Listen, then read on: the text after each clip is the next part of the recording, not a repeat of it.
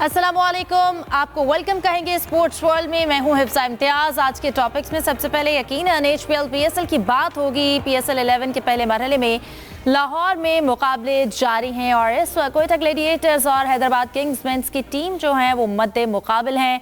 इस वक्त 46 रन्स बना लिए हैं, 3 खिलाड़ी आउट हुए हैं और आज का दूसरा और अहम मैच लाहौर कलंदर्स और कराची किंग्स के दरमियान खेला जाएगा। कप्तान शाहीन शाह अफरीदी और डेविड वार्नर दोनों ने इस मैच में कामयाबी का दावा किया है। गुज़श्ता रोज़ भी 2 मैचेस खेले गए थे। पहले मैच में पेशावर ज़ल्मी ने रावलपिंडी के खिलाफ कामयाबी हासिल की और रावलपिंडी के खिलाफ 215 रन्स का ताक़ुब पूरा करके पेशावर ज़ल्मी किसी भी 50 के बगैर बड़ा हदफ हासिल करने वाली टीम बन गई है। पेशावर ज़ल्मी ने पाकिस्तान डोमेस्टिक क्रिकेट का भी नया रिकॉर्ड बना दिया है। एक और मैच में मुल्तान सुल्तान्स ने इस्लामाबाद यूनाइटेड को बासानी 5 विकेटों से हराकर बढ़तरी साबित की है। मंडे को अगर बात करें तो पीएसएल में रेस्ट डे होगा, यानी कल कोई मैच नहीं होगा। पीएसएल के साथ साथ लाहौर में होने वाली पाकिस्तान डर्बी रेस की तफसीलात भी आपके साथ आज के प्रोग्राम में शेयर करेंगे। इन टॉपिक्स पर डिस्कशन के लिए स्टूडियोज़ में मेरे साथ मौजूद होंगे मोहम्मद यूसुफ अंजुम, असगर सलीमी, जबकि हमारा साथ दे रहे हैं सलीम खालिक साहब भी। आप तीनों को वेलकम कहूँगी और उम्मीद करती हूँ आप लोग खैरियत से होंगे। सबसे पहले जो इस वक्त मैच जारी है उस पर डिस्कशन करते हैं। सलीम साहब, आपसे आगाज़ करती हूँ। Hyderabad Kings man versus Quetta Gladiators, 47 runs, 3 खिलाड़ी आउट हो चुके हैं और इस वक्त चेस कर रहे हैं। ये आपको क्या लगता है? ओपनर्स हमें अच्छा परफॉर्म करते हुए नज़र नहीं आए और फिर अगेन अगर हम साइम अयूब की बात करें तो वो फिर आज 8 स्कोर पर चलते बने हैं। बिल्कुल बिगेस्ट डिसअपॉइंटमेंट साइम अयूब हैं। नॉट ओनली दिस पीएसएल, इससे पहले भी जो पाकिस्तान के लिए भी खेले और जिस तरह की वो क्रिकेट खेल रहे हैं वो अपने नाम पे ही खेल रहे हैं, क्योंकि उन्होंने 1-2 छक्के मारे आंखें बंद करके तो बस लोगों की आंख का तारा बन गए। उसके बाद उनको नो लुक शॉट को क्या लुक शॉट भी नहीं खेले जा रहे उनसे, ऐसी बुरी उनकी फॉर्म है। इतने महंगे दामों बिके, जैसे पिछले मैच में आपने कहा था ना कि 12 रुपए का शॉट खेलकर आउट हुए, आज फिर वो उससे भी खराब शॉट खेलकर आउट हुए। इसी तरह अगर हम बात करें दूसरे प्लेयर जो हमारे हैं जो उनकी टीम के खेल रहे हैं, उनकी भी परफॉर्मेंस ऐसी है। उस्मान खान को भी अगर हम देखें तो उस्मान खान भी थ्रू आउट फ्लॉप ही जा रहे हैं।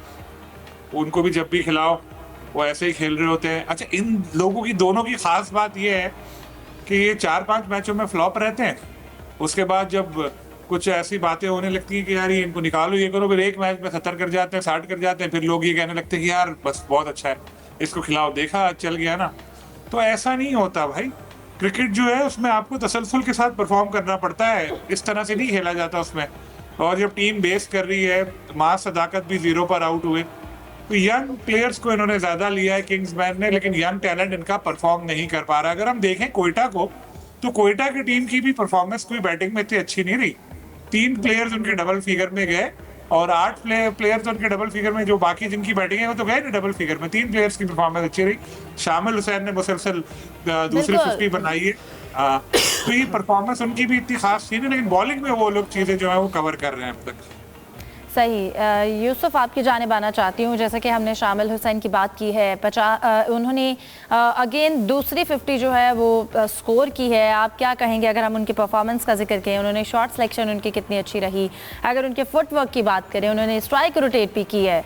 क्या कहेंगे शामिल हुसैन की परफॉर्मेंस पे? देखें, ये अच्छी बात है कि शामिल हुसैन ने ये लगातार दूसरी निसफ सेंचुरी की और पहले बैटर भी बन गए जिन्होंने पीएसएल में 2 सेंचुरियाँ लगातार बनाई हैं। यकीनी तौर पर एक नौजवान खिलाड़ी किस तरह परफॉर्म करता, क्योंकि इससे पहले आपको याद होगा जब उनको पाकिस्तान टीम की तरफ से मौका दिया गया तो उन पर खासी तनकीद हुई थी। वो इतने अच्छे कामयाब भी नहीं हुए अपना मैचेस में, जिसके बाद उन पर प्रेशर ज़्यादा था। और किसी भी यंगस्टर का इस प्रेशर में परफॉर्म करना मेरे ख्याल में पाकिस्तान क्रिकेट के लिए एक अच्छी बात है। उनके साथ साथ हसन नवाज़ ने 53 स्कोर आज की है। उनसे भी खासी उम्मीदें पाकिस्तान को हैं कि उन्होंने माजी में पाकिस्तान की नुमाइंदगी भी की। अब उनके पास अच्छा मौका है कि ये दोनों यंगस्टर अपने आप को अच्छे एक और आउट हो गया है इस वक्त। जी बिल्कुल, इसी तरह ये विकेट तो ज़ाहिर गिरती रहेंगी क्योंकि हैदराबाद की टीम इतनी ज़्यादा बैलेंस नज़र नहीं आ रही। कोयटा की टीम आज निस्बतन बेहतर उन्होंने प्लेइंग 11 का इंतखाब किया है। टॉम क्रू ने भी 31 रन बनाए। इसके अलावा जिनके जो बाकी बल्लेबाज उनको थोड़ा अपनी परफॉर्मेंस में बेहतरी लाना होगा, ख़ास तौर पर सऊद शकील, जिनसे बतौर कप्तान बड़ी जिम्मेदारी होती है। बतौर कप्तान आप अच्छी इनिंग्स खेलें, वो इस मैच में भी ज़्यादा अच्छा रन नहीं कर पाए। बहुत सी उन्होंने यकीनी तौर पर गलतियां की होंगी जिनको बेहतर करने की ज़रूरत है। लेकिन अच्छी बात वही, जैसा कि आपने जिक्र किया, सलीम साहब ने भी कहा कि शामिल हुसैन और हसन नवाज़ का अच्छा परफॉर्म करना और इसके साथ साथ मेरे ख्याल में अब चूँकि साइम अयूब के हवाले से बातें भी हो रही हैं कि क्या उनको कब तक मौका देंगे। 12 करोड़ से ज़्यादा का आपने उनको परचेज़ किया पूरी हैदराबाद किंग्स की टीम ने, लेकिन वो अभी तक अच्छा परफॉर्म नहीं कर पाए। इससे उन पर जो प्रेशर है मेरे ख्याल में और मज़ीद बढ़ेगा, क्योंकि पूरी टीम उन पर डिपेंड कर रही है। माज सदाकत पिछले मैच में नहीं खेले थे, कहा गया था कि इंजर्ड हैं, आज उनको मौका मिला, आज वो भी अच्छा परफॉर्म नहीं कर पाए। तो मेरे ख्याल में हैदराबाद किंग्स के लिए जो आगे का सफ़र मेरे ख्याल में ज़्यादा मुश्किल होता जाएगा। पहले मैच में भी उनको नाकामी का सामना करना पड़ा था लाहौर कलंदर के ख़िलाफ़, जबकि कोयटा की टीम कराची से हार गई थी। तो आज दोनों टीमों को एक अपनी बका की जंग लड़ रही हैं और इस वक्त तो पल्ला भारी दिखाई दे रहा है कि कोयटा की टीम ये मैच बआसानी जीतने में कामयाब होगी। सही। सलीम साहब आपकी जानिब आना चाहती हूँ, कहिएगा अगर हम बात करें इस वक्त रिक्वायर्ड रन रेट की भी हम बात करें तो वो तकरीबन 11 पॉइंट समथिंग है। हम उसके हवाले से अगर हैदराबाद की बात करें तो हमें वहाँ तक पहुँचते हुए दिखाई नहीं देते। अगर लास्ट 5 ओवर्स की बात करें तो सिर्फ 21 रन बने हैं, विकेट भी गिर गई है, 4 खिलाड़ी आउट हो चुके हैं 9 ओवर्स में। क्या लगता है उनके हाथ से इस वक्त मैच जो है वो स्लिप होता हुआ दिखाई दे रहा है हमें? जी बेसिकली जो किंग्समैन है उनका जो बहुत ज़्यादा जो उन्होंने रिलाय किया था वो ओपनिंग थी, मुआज सदाकत और साइम अयूब। 12 करोड़ 60 लाख में ये बिके हैं और अभी तक इन्होंने 1260 रुपये का भी वो जो परफॉर्मेंस नहीं दी। ये अरसा से बहुत, जब से ये ऑस्ट्रेलिया में इनके फिटनेस मसाइल हुए थे, इनके बाद इनका कमबैक हुआ है, उसके बाद मुसलसल ये स्ट्रगल कर रहे हैं। अच्छा, ये साबित ये करने की कोशिश कर रहे हैं मैं ये ऑलराउंडर हूँ। बेसिकली ये ऑलराउंडर नहीं है, इनको टीम में बतौर ओपनर दिया जाता है, लेकिन इनकी जो परफॉर्मेंस है 0/0 जा रही है। और अभी तक ये पाकिस्तान क्रिकेट बोर्ड की सिलेक्शन कमेटी के हॉट केक बने हुए हैं। इनको मेरा ख्याल है कि अगर परफॉर्म नहीं करते 25, 26, 27 करोड़ की आबादी है, इसमें जो बेस्ट हैं उनको लेके आए, इनको 2, 3, 4 जो मैच बाहर बिठाएं, इनको कहा जाए। माजी में ये पाकिस्तान क्रिकेट बोर्ड जो प्रैक्टिस करता रहा है कि अगर कोई प्लेयर फॉर्म में नहीं है तो उसको डोमेस्टिक क्रिकेट में भेज दिया जाता है कि भाई उधर जाके अपनी क्रिकेट ठीक करो, जब तुम्हारी परफॉर्मेंस ठीक होगी सिलेक्शन कमेटी बैठेगी और उसके बाद जो है हम आपकी गेम देखेंगे, अगर आप मेरिट पे हुए आपको टीम में ले लेंगे। इतना मेरा ख्याल है कि प्यार मोहब्बत इतना नहीं करना चाहिए कि जो आपका जो बच्चा वो बिल्कुल ही बिगड़ जाए। बिल्कुल।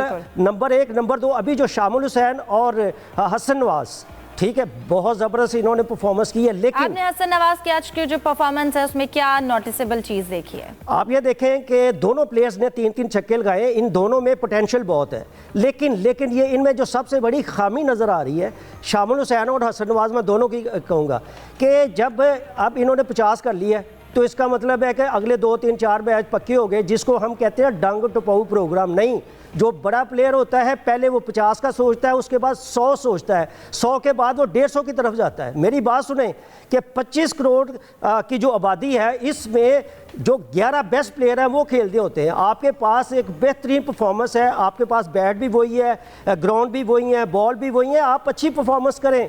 यानी कि अगर आपके पास बतौर बैट्समैन खेलते हैं 2020 में आप 150 करें, लेकिन आप 6 गेंदों पे 6 छक्के मारें, ठीक है। अगर सलीम साहब, लेकिन हमने जैसे स्टार्टिंग में भी बात की थी, जब हमारे सामने नाम आया कि मार्नस लेविशन जो है उनको कैप्टन किस हैसियत से सिलेक्ट किया गया। अगर हम उनकी नेचुरल क्रिकेट की बात करते हैं, वो टेस्ट क्रिकेटर है, T20 में इंटरनेशनल में उनका एक्सपोजर नहीं है, आपने उनको टीम का कैप्टन सेलेक्ट किया। ये आपका बहुत बड़ा क्वेश्चन है कि वो ऐसा प्लेयर है जिसको वो बिग बैश वाले भी नहीं लेते, आपने उनको टीम का कप्तान बना दिया है। और उसके बाद जो है, जिस तरह अभी यूसुफ साहब ने भी बात की, सलीम खालिक साहब ने भी बात की, अभी जो हालांकि सबसे ये महंगी टीम है, बहुत महंगी बिकी है ये टीम, लेकिन इनका अभी तक जो टीम जो कॉम्बिनेशन है वो अच्छा नहीं बन सका, टीम बैलेंस नज़र नहीं आ रही है। और अगर बैलेंस भी है तो इनको पता नहीं है कि खेलना कैसे है, खिलाना कैसे है, बड़े मसले मसाइल हैं। अब चूँकि ये आज अभी जो मैच आप देख रहे हैं, दोनों टीमें अपना पहला मैच हार चुकी हैं, इसलिए दोनों टीमों पे प्रेशर होगा।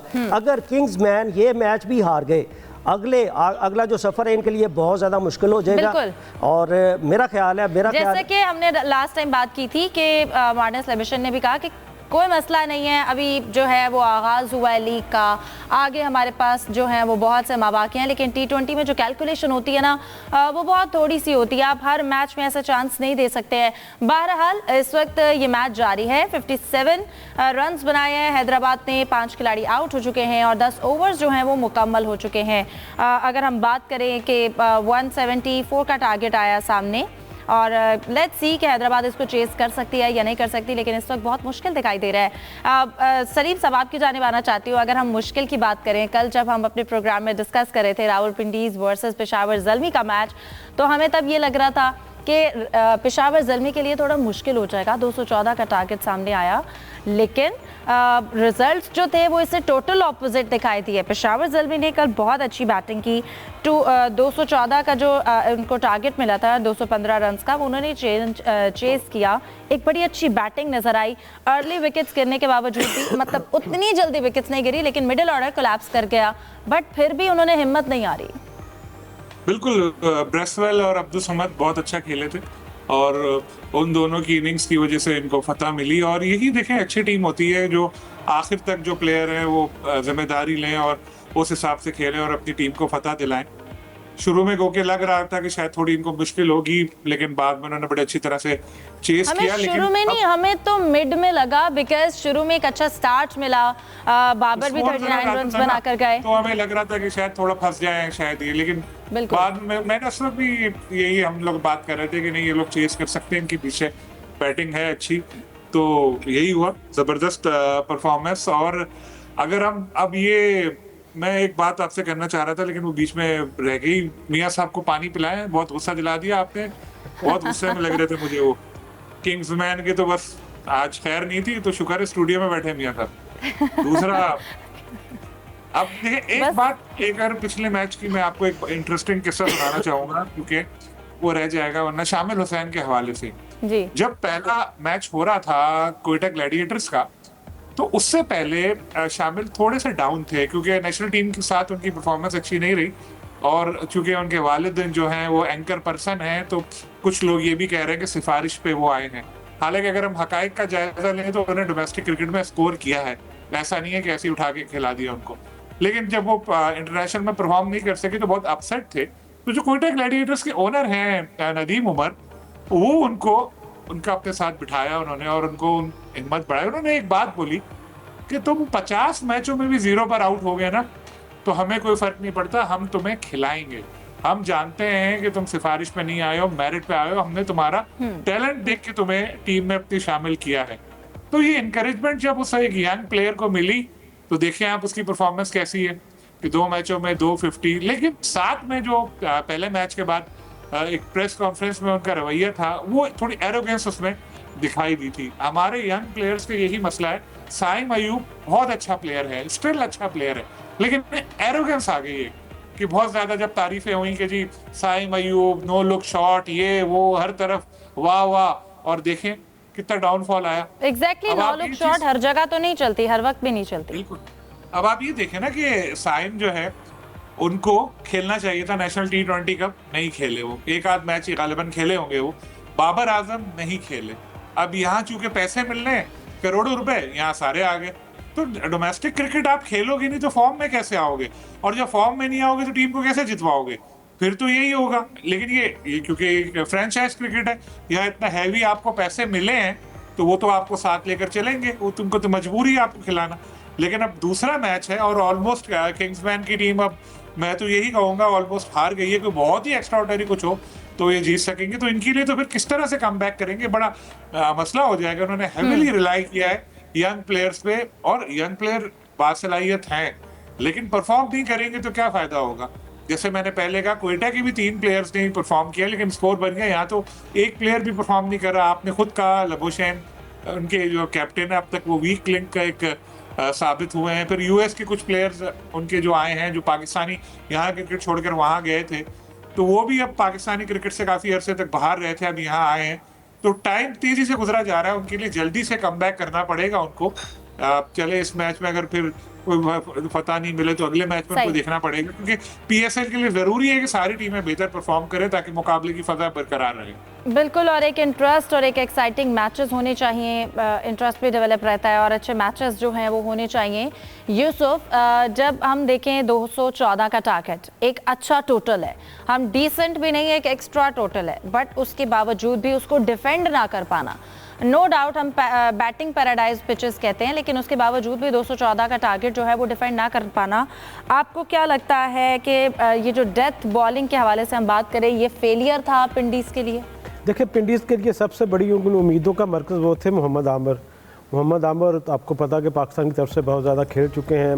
T20 वर्ल्ड कप में भी उन्होंने पाकिस्तान के लिए परफॉर्मेंस दी थी, जिसके बाद वो टीवी चैनल्स पर बैठकर तबसर भी करते हैं। तो उन पर प्रेशर इसलिए भी ज़्यादा था कि भाई जो आप टीवी पर बैठकर बातें करते हो, मैदान में उस तरह की परफॉर्मेंस भी दिखाओ, लेकिन उस तरह की परफॉर्मेंस वो नहीं दे पाए।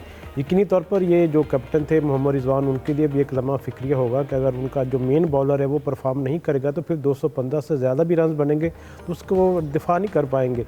और मेरे ख्याल में अच्छी स्ट्रैटेजी थी इनकी ज़ल्मी की कि वो बिकॉज लास्ट ओवर्स में एक अच्छा रन रेट रिक्वायर्ड था, बट उसके बावजूद भी उन्होंने चेस किया। लास्ट 3 ओवर्स में उनका बड़ा अच्छा प्रेशर जो है उन्होंने उसको बड़ा अच्छे से एग्जीक्यूट किया। बिल्कुल अच्छी बात है कि बाबर आजम ने रन्स किए, उसके साथ कामरान गुलाम ने अच्छी इनिंग्स खेली, अब्दुल समद ने खेली, ब्रेसवेल ने खेली। छोटी छोटी इनिंग्स आप खेलते हैं तो फिर आपको अपना जो टारगेट तक पहुंचना आसान होता है, इसलिए कि यकीनी तौर पर ये इसीलिए टीम गेम कहते हैं कि आप छोटी छोटी पार्टनरशिप बनाएं, चाहे थोड़े बॉलों पर बनाएं।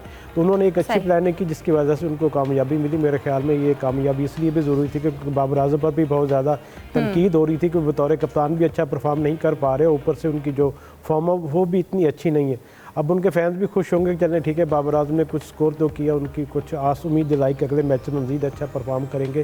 T20 फॉर्मेट में आपके लिए एक एक ओवर, एक एक बॉल बड़ा सोच ज़रूरी होता है। उसमें आपकी जो फील्ड प्लेसिंग है और ख़ास तौर पर फील्डिंग, अगर जहां आप 1-2 कैचर गिरा देंगे तो वहाँ आपके लिए मैच बचाना खासा मुश्किल होगा।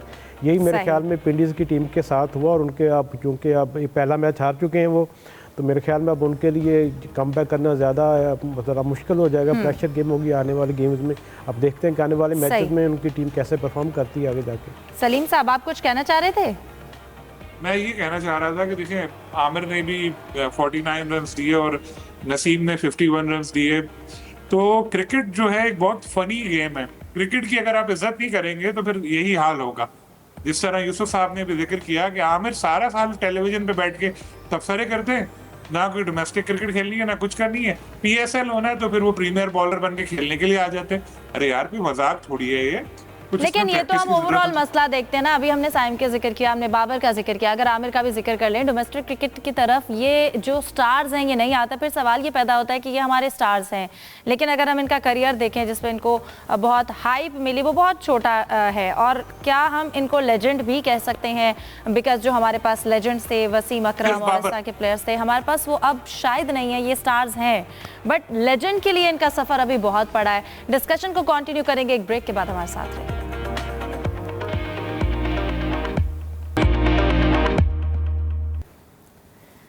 Welcome back. प्रोग्राम के इस हिस्से में आपको बताते हैं कि जैसे हम जिक्र करते हैं कि क्राउड को तो हर बंदा मिस कर रहा है, जहां पर आम आवाम भी मिस कर रही है वहां पर प्लेयर्स भी मिस कर रहे हैं। इसी तरह अगर हम बात करें हमारे फॉर्मर क्रिकेटर फवाद आलम की, तो उन्होंने भी क्राउड जो इस वक्त नहीं है मैचेस में, उसके हवाले से उन्होंने क्या डिस्कशन किया, आपको वो सुनवाते हैं। फवाद भाई, एक दफ़ा फिर PSL की जो टीम मालिकान हैं उन्होंने ये कहा है कि ग्राउंड में जो फैंस हैं उनकी कमी महसूस हो रही है और काश ऐसा हो कि ना सिर्फ आम पब्लिक के लिए बल्कि जो VVIPs हैं उनके लिए भी मैचेस का दाखिला जो है वो स्पेक्टेटर्स के लिए खुल जाए और एक रौनक बहाल हो जाए। उनके लिए मेरे पास एक ही मैसेज है, क्योंकि सुनने में ये आ रहा है कि स्मार्ट लॉकडाउन लग रहा है, 10 बजे का टाइमिंग दे रहे हैं, तो ये ना हो कि कल से या परसों से ये ना हो कि ग्राउंड की लाइटें भी 10 बजे बंद हो जाएं। एक मैच हुआ है सब टीमों का, भी इसमें टाइम लगेगा। ये बातें जब भी अच्छी लगेंगी जब ज़्यादा परफॉर्मेंस पे निकल जाएंगी, 6-7 मैच हो गए होंगे, 6-7 इनिंग्स हो गई होंगी, जब भी आप इस पर थोड़ी सी बात कर सकते हैं, आप बता सकते हैं। बट येस के क्राउड के बगैर खेलना एक अच्छा नहीं लगता। डोमेस्टिक काइंड ऑफ मैचेस लग रहे हैं अभी फ़िलहाल, और होपफुली कि जिस तरह की बातें हो रही हैं कि क्राउड नज़र आए, तो अल्लाह करे कि क्राउड नज़र आए और ये पाकिस्तान की मतलब पाकिस्तान के लिए भी और जो प्लेयर्स खेलते हैं उनके लिए भी बड़ी हौसला अफजाई है। At the same time IPL शुरू हो गया, वहाँ पे क्राउड ही क्राउड है। सर हम अपने PSL देखते हैं, IPL वालों को IPL देखेंगे। तो बिल्कुल इस वक्त जो क्राउड है वो नहीं है और ये हर कोई ही मिस कर रहा है। इसके साथ साथ फॉर्मर क्रिकेटर मोहम्मद समी साहब ने भी गुफ्तगू की है। जैसा कि हम जिक्र कर रहे थे, कल बाबर आजम ने अपने मैच में बड़ा एंकर रोल प्ले किया, 39 रन्स बनाए हैं। उनकी परफॉर्मेंस पर मोहम्मद समी क्या राय रखते हैं वो सुनवाते हैं। समी भाई, बाबर आजम की बैटिंग देखने वाली थी, 28 बॉलों पे 39 run, typical Babar, classy shots. Fans बड़े महसूस हुए उनकी बैटिंग से। जी हाँ, फैन फैन, बल्कि आज मैं भी बहुत महसूस हुआ और काफ़ी दिनों के बाद ऐसा लगा कि बाबर अपनी दोबारा ओरिजिनल फॉर्म में आए और इंशाल्लाह अभी PSL का स्टार्ट है, तो आप देखेंगे जिस तरह से मजीद इनिंग होती रहेंगी, तो मुझे उम्मीद है कि बाबर मजीद निखार के साथ खेलते रहेंगे। बाबर आजम जैसे खिलाड़ियों का कितना बड़ा इम्पैक्ट होता है HBL PSL जैसे टूर्नामेंट के लिए? बहुत ज़्यादा इम्पैक्ट होता है। देखें, अगर आप पिछले 2 मैच देखें वो तो उस तरह से रिस्पांस नहीं था, लेकिन आज जिस तरह से बाबर आजम खेले, ओवरऑल PSL के एकदम से ऐसा लगा है कि वो उसका चार्म बढ़ा है, एक स्टार पावर दिखी, एक प्लेयर ही दिखी। तो मेरे ख्याल में ऐसे प्लेयर को होना बहुत ज़रूरी है किसी भी। तो उनकी गुफ्तगू आपने सुनी है। सलीम साहब, आपकी जानिब आना चाहती हूँ। हमने प्लेयर्स की जो इस वक्त बात करें, जिस तरह से वो क्राउड को मिस कर रहे हैं, हम लोग इस पर डिस्कस कर रहे थे जब से ये फैसला हमारे सामने आया। तो यकीनन सिर्फ हम लोग मैच देखने नहीं जा रहे हैं, हम लोग तो जो मिस कर रहे हैं, प्लेयर्स भी इस चीज़ को बहुत मिस कर रहे हैं कि क्राउड नहीं है, स्पेक्टेटर्स नहीं है। और इसके साथ साथ बाबर ने जो परफॉर्म किया, आप इन दोनों की गुफ्तगू के हवाले से क्या राय रखते हैं? हाँ जी, बिल्कुल। बहुत ही जिस तरीके से मैच बहुत सनसनीखेज दिलचस्प हो रहे हैं और 200 से ऊपर भी रन्स बन रहे हैं, तो वहाँ पे अगर कज़ाफ़ी स्टेडियम लाहौर पे क्राउड होता तो मैं समझता हूँ कि ये जो मैचेस हैं इनका जो मज़ा दुबाला हो जाना था। आपको पता है कि इस दफ़ा जो है ना लाहौर और कराची में मैचेस हो रहे हैं, ठीक है, आपने एक ये डिसीजन किया है 6 की जगह 2 शहर कर दिए हैं, लेकिन तमाशाई जो है ना वो आने चाहिए। और तो वैसे जो लाहौर और कराची के जो फ़ैन है, क्रिकेट फ़ैन है, वो तो बहुत ही ज़्यादा क्रेज़ी हैं। स्टेडियम में आकर देखते हैं और एक एक जो बॉल होता है उससे लुत्फ़अंदोज़ होते हैं। तो मेरा ख्याल है कि जैसे चेयरमैन PCB मोहसिन नकवी साहब ने भी कहा था कि हम देखेंगे जो ही कुछ हालात बेहतर होंगे, जो तमाशाई हैं वो आएंगे। तो आज वैसे भी हमारी जब अली तरीन जो साबिक ऑनर थे मुल्तान सुल्तान के, उनसे भी बात हुई है। बिल्कुल, जैसा कहा जा रहा था, ब्रिंग बैक फैंस, और फैंस भी वेट कर रहे हैं कि हम अपने जो स्टार्स हैं उनकी परफॉर्मेंस को लाइव बैठ कर देखें। आगे बढ़ते हैं, मैं आपकी जानिब आती हूँ। सलीम खालिक साहब, कहिएगा, अगर आज हम बात करें लाहौर वर्सेस कराची के मैच की, तो क्या कहेंगे? David Warner versus Shaheen Afridi, दोनों की कैप्टनसी, और इसके साथ साथ अगर कराची के स्पिनर्स और लाहौर के मिडिल ऑर्डर को देखें, क्या लग रहा है आज के मैच को लेकर? देखिए, match of the tournament, rivalry तो कराची लाहौर की आपको पता है बहुत ज्यादा होती है हर शोबे में, और क्रिकेट में तो कुछ ज्यादा ही है। जब दोनों टीमें खेलती हैं तो एक इंटरेस्टिंग मुकाबले की तवक्को होती है। लाहौर कलंदर की टीम डिफेंडिंग चैंपियन है, आगाज भी उसने अच्छा किया, कराची की टीम भी तगड़ी लग रही है। और जिस तरह आपने खुद ही कहा, वार्नर वर्सेस शाहीन आफरीदी, ये एक मुकाबला बड़ा देखने वाला होगा और सबकी निगाहें इसी पर होंगी। और जाहिर है कि लाहौर के होम ग्राउंड पर मैच हो रहा है, लेकिन चूंकि क्राउड नहीं है तो वो होम एडवांटेज तो अब हाथ से निकल गया। बस वो डग आउट में बैठे ओनर्स ही तालियां बजा रहे होंगे उनके लिए। लेकिन बात वही है कि मैच अच्छा है और इंटरेस्टिंग मैच है। उम्मीद यही की जाती है कि ज़बरदस्त नतीजा भी सामने आए और अच्छा क्लोज मैच हो, जैसे अभी चल रहा है वो तो वन साइडेड है। इस तरह का ना हो, अच्छा मैच हो ताकि PSL की थोड़ी और हाइप बने और आगे जाए। सही। यूसुफ, आपको क्या लगता है, अगर हम बात करें लाहौर कलंदर्स की, तो पेस अटैक जो है वो उनका इस वक्त प्लस पॉइंट है। इसके साथ साथ अगर हम कराची की बात करें तो उनके एक्सपीरियंस्ड प्लेयर्स हैं। क्या लगता है इस वक्त आज के पिच बिहेवियर को लेकर किसकी स्ट्रैटेजी जो है वो काम आएगी? और इससे पहले साथ साथ ये भी बताते चले कि हैदराबाद जो है उनका एक और आउट हो गया। इस वक्त 105 रन पर 6 खिलाड़ी आउट हुए हैं, 15 ओवर्स मुकम्मल हो चुके हैं। जी यूसुफ। देखिए लाहौर और कराची के दरमियान जो आखिरी 5 मैच खेले गए उसमें से 3 मैच कराची ने जीते हैं, 2 में पाकिस्तान और लाहौर कलंदर की टीम को कामयाबी हासिल हुई है। अब दोनों टीमें मुतवाज़न हैं।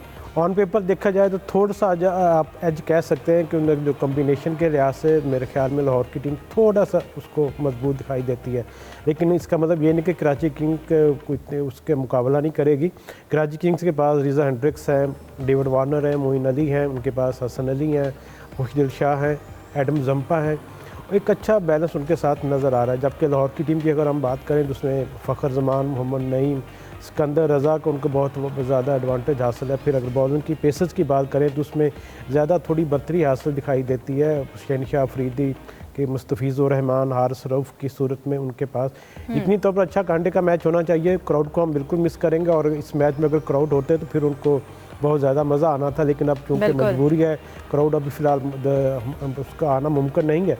तो मेरे ख्याल में दोनों टीमों के पास अब बराबर का चांस है, बराबर की टक्कर होनी चाहिए और आखिरी बॉल पर यह मैच का फ़ैसला होना चाहिए, चाहे किसी के भी हक़ में हो।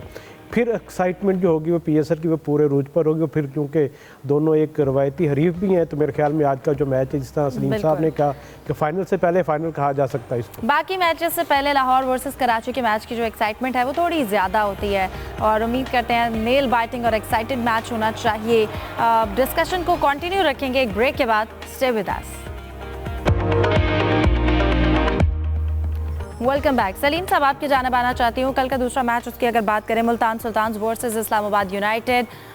मुल्तान सुल्तान्स ने 5 विकेट से जो है वो मैच जीत लिया। बड़ी बैलेंस को नजर आई हमें।